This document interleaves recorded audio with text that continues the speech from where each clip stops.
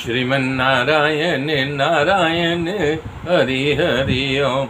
श्रीमन्नारायण नारायण हरि हरि ओम। श्रीमन्नारायण नारायण हरि हरि ओम। तब इसके बाद अपने 16,108 रानियों से मिलते हैं, माताओं से मिलते हैं, द्वारिका में शोकपूर्वक निवास करते हैं। इधर परीक्षित का जन्म होता है। युधिष्ठिर इंतजार करते हैं, जब जन्म होता है तो खुश हो जाते हैं। युधिष्ठिर पुत्र का जन्म का समाचार सुनते ही सब ब्राह्मणों को बुला करके बहुत दान देते हैं। दान देने का समय जान करके स्वर्ण दान, गाय, पृथ्वी, गांव, हाथी, घोड़ा, अन्न आदि का दान दिया।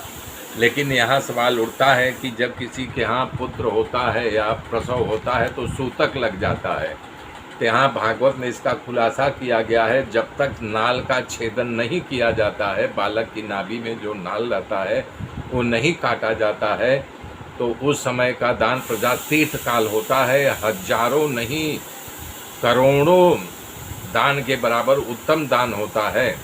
फिर भी ब्राह्मणों ने कहा, महाराज युधिष्ठिर के यहाँ आपका वंश वेला रुकने वाला था, लेकिन भगवान ने आपके वंश वेला को बचा लिया, भगवान ने इसकी रक्षा की, इसलिए इसका नाम विष्णु रात होना चाहिए। तब युधिष्ठिर बोलते हैं, बालक हमारे वंश वेला को आगे बढ़ाएगा।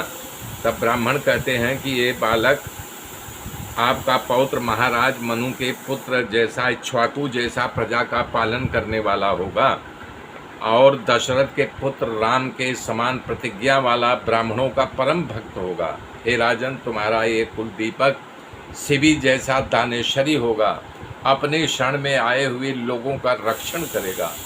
भरत के समान यशस्वी, अर्जुन सहस्त्रा अर्जुन के समान बाणधारी होगा, धनुधारी होगा। किसी ने कहा समुद्र के जैसा गंभीर, अग्नि के जैसा तेज वाला और सिंह जैसा विकराल होगा। ब्राह्मण ये शिवजी जैसे कृपालु, रंती देव जैसा उदार और कृष्ण का परम भक्त होगा। परंतु एक ब्राह्मण ने कहा, हे राजन, सब तो आपके इस पौत्र में अच्छा ही अच्छा है, परंतु एक बुरा है। बोले वो क्या? युधिष्ठिर घबरा गए, बोले एक ब्राह्मण बालक के श्राप से इसे सर्पदंश देगा और उसी से इसकी मृत्यु होगी। लेकिन इसको जो है सुखदेव जी कथा सुनाएंगे। तब सूत पुराणी जी कह रहे हैं, विदुर जी तीर्थ यात्रा करके मैत्री ऋषि के पास आए, आत्मज्ञान प्राप्त किया, हस्तिनापुर आए, सबका स्वागत हुआ वहाँ पे। इसके बाद विष्णु विदुर जी ने अपने यात्रा की कथा पांडव से एक दिन सोए हुए धृतराष्ट्र विदुर को जगाया और धृतराष्ट्र समझ गए विदुर जी मुझे एकांत में कुछ कहने वाले हैं।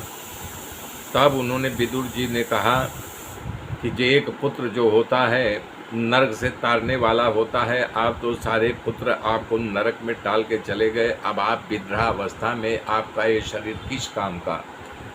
जिस भीम को तुम मारना चाहते थे, आज उसी के दिए हुए अन्न पर तुम अपना पेट भर रहे हो। अरे इस बूढ़े शरीर से आप कौन सा काम कर सकते हो? उनकी बात सुन करके जब विदुर ने समझाया, तब उनकी बात सुन करके वो तुरंत अपने पत्नी को लेकर के वहाँ से चल गए। विदुर ने मरम वाला बात सुन करके धृतराष्ट्र और उनकी पत्नी उनके साथ जाने के लिए तैयार हो गए। गांधारी सप्त सरोवर पर जा कर के व्रत लेकर के बैठ गए कि बिना अन्न जल का मैं यहीं प्राण त्यागूंगा। मेरे मित्रों, मेरे साथ बने रहिए, आगे की गाथा फिर कल जोड़ूंगा। तब तक के लिए जय श्री राम, जय श्री राम, जय श्री राम।